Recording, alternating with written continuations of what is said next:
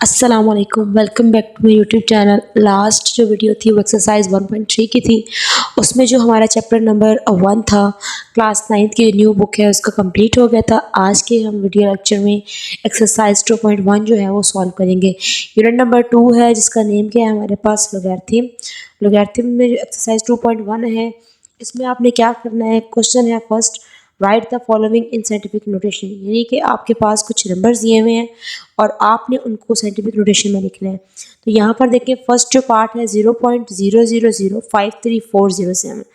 अब इसमें आपने क्या करना है, आपको पता होना चाहिए कि अगर हम लोग जो है वो लेफ़्ट टू राइट मूव करते हैं पॉइंट को, उसको हम क्या कहते हैं, माइनस में वैल्यूज़ जो हैं वो 10 रेज़्ड पावर में लिखते हैं। और अगर हम लोग राइट टू लेफ़्ट मूव करते हैं तो हम क्या करते हैं, जो 10 रेज़्ड पावर पॉजिटिव लिखते हैं। जो भी वैल्यूज़ आप जितने नंबर्स हों उतनी आप वैल्यूज़ लिखते हैं। अब यहाँ पर एक बात मैं आपको बता दूँ कि हम लोग जो है इसको हम क्यों लिख रहे हैं साइंटिफिक नोटेशन में, ठीक है। अब जब बड़े नंबर होते हैं तो उनको लिखना जो है वो उस तरह से पॉसिबल नहीं होता। तो इस प्रॉब्लम को फिक्स करने के लिए जो नंबर्स हैं उनको हम पॉइंट्स में शो करते हैं और उसके साथ हम 10 की पावर लगाते हैं। तो अब 10 जो है वो बेस होती है। तो अब इस बेस को लेकर तो आप जितनी वैल्यूज़ या जितना आप नंबर्स आगे पॉइंट को या इशारे को मूव करते हैं तो उतने ही नंबर आप ऊपर लगा देते हैं। जैसे यहाँ पर देखें 0.00533407 है। अगर आप यहाँ से काउंट करें तो देखें, अब जो होती है ना हमारे पास साइंटिफिक नोटेशन, वो ज़ीरोज़ को काउंट नहीं करती, वो न्यूमेरिक वैल्यूज़ के बाद पॉइंट को शो करती है, यानी फर्स्ट न्यूमेरिक वैल्यू उसके बाद पॉइंट। अगर आप ये देखो 5 है, ये सारे ज़ीरोज़ हैं, इसके बाद ये 5 है, 5 के बाद यहाँ पॉइंट कर रहे हैं, यानी हम इस पॉइंट को, जो पॉइंट बना हुआ है इससे हम आगे 1 2 3 4 यानी 4 नंबर जो है हम लोग आगे आ रहे हैं। यहाँ पर देखिए आप 1 2 3 4 यहाँ पर हम मूव कर रहे हैं, तो यानी 4, इसका मतलब हुआ कि हम लेफ़्ट टू राइट 4 दर्जी जो है या 4 नंबर जो है मूव कर रहे हैं। तो हम लिखेंगे 5.3407 मल्टीप्लाई 10, इसकी बेस है तो 10 रेज़्ड टू पावर -4। -4 का मतलब ये है कि हम लेफ़्ट टू राइट इस पॉइंट को यहाँ से लेकर यहाँ तक मूव करके लाएँ। तो ये हमारा आंसर हो जाएगा। इसी तरह से अब नेक्स्ट पार्ट सेकंड है 5 3 4 1 2 3 4 5 ज़ीरोज़ हैं और हमने इसको चेंज करना है साइंटिफिक नोटेशन में। तो मैंने आपको बताया कि हमने क्या करा होता है साइंटिफिक नोटेशन में, फर्स्ट नंबर के बाद पॉइंट लगाना होता है और पॉइंट लगाने के बाद आगे वाले नंबर जब काउंट करने होते हैं। तो यहाँ पर देखिए 5.34, अब हमने यहाँ पर पॉइंट शिफ्ट किया, यानी कि अब जहाँ जिस नंबर में पॉइंट दिया हुआ ही ना हो उसका हमेशा लास्ट में पॉइंट होता है। तो अब देखिए जो पहले क्वेश्चन था उसमें हमने क्या किया था, लेफ़्ट टू राइट मूव किया था, यहाँ पर हम क्या कर रहे हैं, राइट टू लेफ़्ट मूव कर रहे हैं। यहाँ पर पॉइंट, क्योंकि साइंटिफिक नोटेशन का मतलब ही यही है कि आप किसी भी न्यूमेरिक वैल्यू के बाद जो है, मतलब फर्स्ट न्यूमेरिक वैल्यू के बाद पॉइंट लगा दें, लेकिन ज़ीरोज़ उसमें इंक्लूड ना हो। तो अब यहाँ पर देखिए 1 2 3 4 5 6 7, तो 7 दर्जी तक हम लोगों ने क्या किया, पॉइंट को मूव किया। तो लिखेंगे 5.34 मल्टीप्लाई 10 बेस पावर है और रेज़्ड टू पावर 7। अब ये 7 कहाँ से है, मैंने काउंट करके बताया कि पॉइंट यहाँ पर था। जहाँ अगर पॉइंट क्वेश्चन में ना हो तो वो लास्ट में होता है।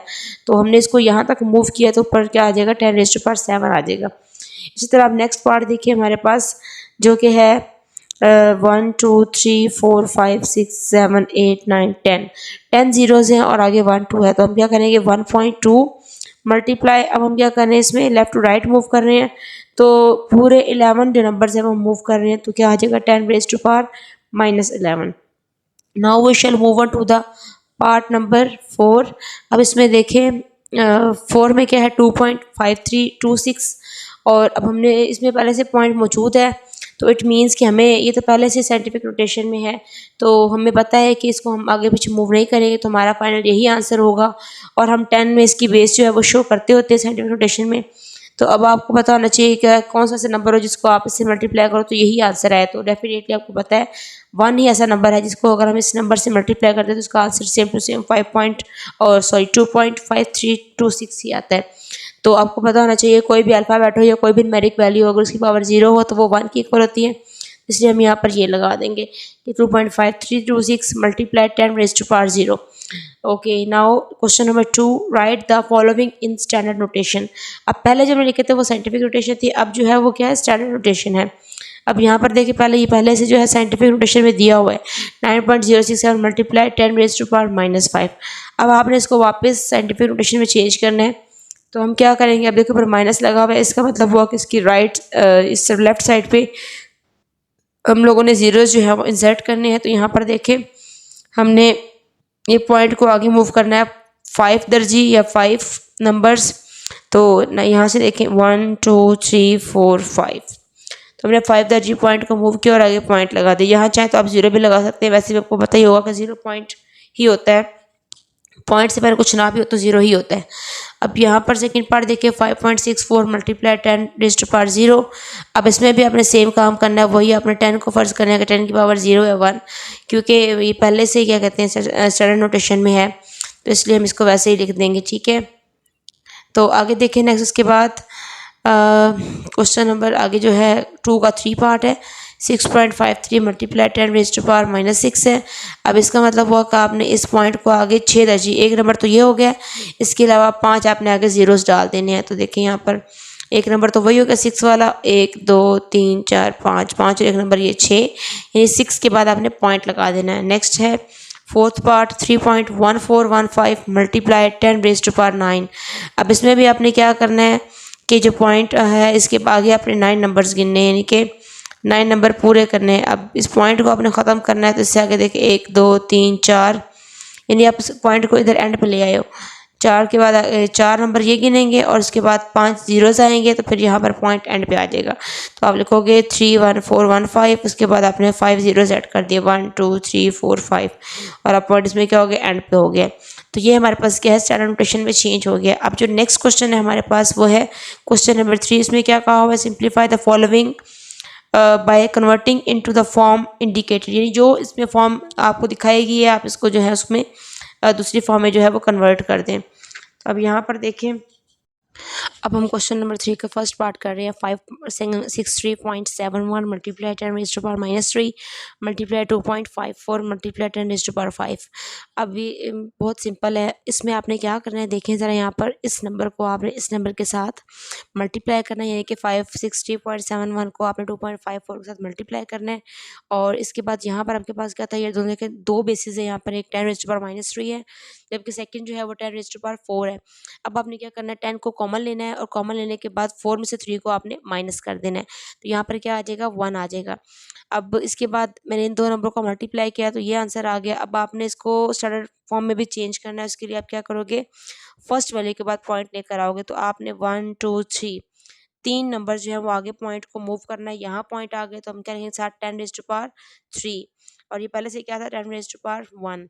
अब आप लिखेंगे 1.4318 मल्टीप्लाई 10 रेज़्ड टू 4 कैसे होगा, 3 + 1 कितना होता है, 4 होता है। अब आगे पार्ट नंबर 2 है 0.03 multiply 10 raised to power 5 over 10 raised to power -3। इसमें आप देखो 0.0323 दिया हुआ है, मल्टीप्लाई 10 आप कॉमन ले लेंगे तो क्या आ जाएगा 5, और ये हमारे पास ऊपर क्या हो जाएगा, माइनस का 3 था तो ऊपर क्या हो गया, प्लस का 3 हो गया। अब इसके बाद आप क्या करेंगे, यहाँ पर आप जो है वो मेंशन करेंगे कि 5 + 3 कितना हो गया, 8। उसके बाद आप 8 हैं तो इसका मतलब है कि आपने इसको जो है 8 दर्जी जो पॉइंट है वो मूव करना है इस तरफ। तो मैंने पॉइंट हटा दिया यहाँ से, 1 2 3 नंबर ये है, इसके बाद जो 5 नंबर्स रह जाएंगे वो आप यहाँ पर ज़ीरोज़ ऐड कर देंगे। तो यहाँ पर देखिए मैंने 23 के बाद 5 नंबर ज़ीरोज़ ऐड कर दिए हैं, तो ये हमारा जो फाइनल है वो आंसर आ गया। नेक्स्ट 3 पार्ट है, इसमें देखिए 2.549 multiply 5067 multiply 10 raised to power -3 over 10 raised to power 3 है।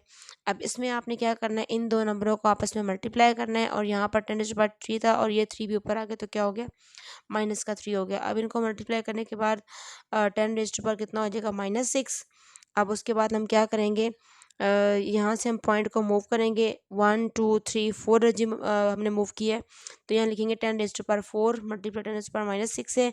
अब -6 में से -4 को निकालेंगे तो कितना आ जाएगा, 10 raised to power -4। So that's our final answer. इसके बाद नेक्स्ट हमारे पास है 4 part which is 0.00099988 multiply 10 raised to power 10 है। इसमें आपने क्या करना है, ये मैंने आपको और सिंपल तरीके से समझाया हुआ है। क्या देखें, आपने अगर ये पॉइंट को हटाया नीचे 1 लगाया है तो आगे 1 2 3 4 5 6 7 नंबर थे, हमने 7 ज़ीरोज़ लगा दिए हैं और साथ में ये नंबर वैसे ही आ गया। उसके बाद देखिए 10 रेज़्ड टू पावर 7 लिखा है इसको बेस बनाकर, और उसके बाद आपने क्या करना है, ये देखिए नीचे था डिवाइड हो रहा था तो हम क्या करेंगे, इसको माइनस कर देंगे ऊपर लाकर, तो ये 10 में से 7 को माइनस कर दे तो क्या आ जाएगा हमारे पास 10⁻³ तो हम लिखेंगे 9988 मल्टीप्लाई 10⁻³ और आपको पता है इस तरफ जीरोज़ की कोई वैल्यू नहीं होती, इसलिए आप लोग इस तरफ जीरोज़ लगाएं या ना लगाएं इस बात से कोई फ़र्क नहीं पड़ता, तो इसलिए मैंने यहाँ पर नहीं लगाए हैं। अब यहाँ पर अगर 10⁻³ क्या होता है हमारे पास 1000 होता है, यानी कि 1 के साथ 3 जीरोज़ होते हैं, तो मैंने इसको इससे मल्टीप्लाई किया तो ये आ जाएगा 998800, ठीक है। Now we shall move on to the question number 4 और इसके बाद एक ही क्वेश्चन और है जस्ट। तो इफ़ इट टेक 5 सेकेंड्स, अगर जो है 5 सेकेंड लेते हैं टू रिसाइट कलमा पाक पढ़ने में 5 सेकेंड लगते हैं एक दफ़ा पढ़ने में, तो how many hours will it take to recite कलमा पाक 1 मिलियन टाइम्स। तो अगर हमें जो है जो कलमा पाक है आप लोगों को पता ही होगा, कलमा पाक जो है अगर हमने 1 मिलियन टाइम्स पढ़ना है तो कितना टाइम लगेगा कन्वर्ट, और उस टाइम को आपने फिर कन्वर्ट करना है आवर्स इनटू डेज़, यानी घंटों को आपने दिनों में चेंज करना है, और इस आंसर को आपने स्टैंडर्ड फॉर्म में भी लिखना है। और इसके अलावा जो आपका आंसर आएगा उस वैल्यू को आपने राउंड ऑफ भी करना है। राउंड ऑफ का मतलब क्या होता है, जैसे 2.5 है तो आप क्या करो, 2.5 है तो आप 2 में +1 कर दो और 3 इसका जो है आंसर हो जाएगा, यानी आप जो डेसिमल पार्ट के बाद वैल्यू आती है उसको आप स्किप कर दो। तो अब यहाँ पर देखिए आप लिखेंगे इट टेक्स रिसाइट्स वंस, मतलब एक दफ़ा करने में कितना टाइम लग रहा है आपका, एक दफ़ा करने में 5 सेकेंड्स लग रहे हैं। तो अगर 1 मिलियन दफ़ा पढ़ना है कलमा कलमा शरीफ, तो आप 1 मिलियन को 5 के साथ मल्टीप्लाई करोगे तो ये आ जाएगा 5 मिलियन सेकेंड्स। उसके बाद लिखा हुआ था कि आप इसको चेंज करोगे किस में, आवर्स में और मिनट्स में, तो आपने 60 से मल्टीप्लाई कर देना है, मतलब और इस जो न्यूमेरिक वैल्यू होती है हमारे पास 5 मिलियन, उसको आपने डिवाइड करना है 3600 के ऊपर। अब 60 कहाँ से आया, क्योंकि एक आवर में 60 मिनट होते हैं और एक मिनट में 60 सेकेंड्स होते हैं। अब डिवाइड करने के बाद देखिए 1388.88 आवर है। अब इसको आपने 24 पर डिवाइड करना है तो क्या आ जाएगा 57.87 डेज़। तो ये मैंने लिखा है साथ के आवर्स को हम डेज़ में चेंज किए हैं, इसलिए आपको पता है कि एक दिन में 24 घंटे होते हैं, इसलिए हमने इसको 24 से डिवाइड किया है। अब इसके बाद राउंड ऑफ करना है, तो अब अप्रॉक्सीमेट हमने निकालनी कितनी वैल्यू होगी, तो मैंने आपको बताया जब भी हम लोग डिस्कार्ड करते हैं हटाते हैं डेसिमल पार्ट, तो हम क्या करते हैं, अगर पॉइंट के बाद 5 या उससे बड़ी वैल्यू हो तो हम जो पॉइंट से पहले वाला नंबर होता है उसमें +1 करते हैं। तो हमने यहाँ पर किया 57 + 1 कितना हो गया 58 डेज़। तो अब नेक्स्ट क्वेश्चन है 5 डिस्टेंस बिटवीन अर्थ एंड सन, यानी जो फासला है ज़मीन और सूरज के गिर्द वो इतना है 9.32256000 मल्टीप्लाई 10⁻7 माइल्स। अगर if speed of the light is approximately, अगर जो लाइट की स्पीड है वो 1.86000 हो मल्टीप्लाई 10⁻5 माइल्स पर सेकेंड्स हो, तो how long does it take for light reach the earth. तो यानी कि सूरज की रोशनी को ज़मीन पर पहुंचने में कितना टाइम लगता है, और आपने इस आंसर को मिनट्स में भी चेंज करना है, इसके साथ साथ इसको आपने स्टैंडर्ड फॉर्म में भी लिखना है। तो डिस्टेंस कितना दिया हुआ है हमारे पास, तो हमने लिख देना है यहाँ पर इतने माइल्स हैं। स्पीड कितनी दी हुई है हमारे पास 1.86000 मल्टीप्लाई 10⁻5 माइल्स पर सेकेंड, और उसके बाद हमें निकालना है क्या, इसमें टाइम निकालना है। आप लोगों ने फिजिक्स की बुक में फार्मूला पढ़ा होगा S=V/T, तो हम यहाँ से T निकालना है, तो S/V/T, S stands for distance ही है और V जो है इसकी वेलोसिटी एंड स्पीड है। अब यहाँ देखिए T=S/V, हमने यहाँ पर वैल्यूज पुट की पिछले क्वेश्चन में दी हुई थी डिस्टेंस की और यहाँ पर स्पीड की। तो इसके बाद आप क्या करेंगे, और यहाँ पर माइल्स था और माइल्स पर सेकंड था, माइल्स से कट जाएगा तो पीछे सेकंड रह जाएगा, क्योंकि उसके बाद आपने जो है इसको इस रकम पे डिवाइड किया और 10 कॉमन ले लिया, तो 7 ये 5 ऊपर आके क्या हो गया माइनस का हो गया, 7 में से 5 निकाले 2 बचता है, तो 5.0121 मल्टीप्लाई 10⁻2 सेकेंड्स हो गया।